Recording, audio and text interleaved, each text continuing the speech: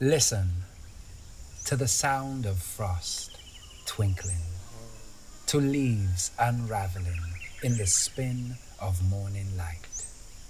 I'll sit here all day, out of sight, quiet as rabbit, loose as willow. What else will I be but a memory of my footsteps? I am alive every breath, and I am free like the chit-chat of birds and quick clap of beating wings.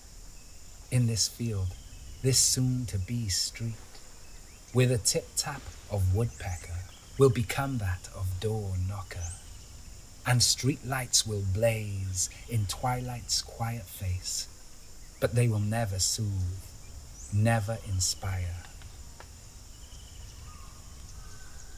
We are humans being humankind. What will they find when we leave? What do we leave as we find?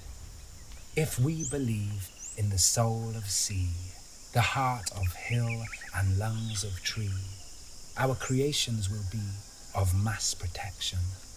This life is a celebration, and the moon will dance in the song of sun.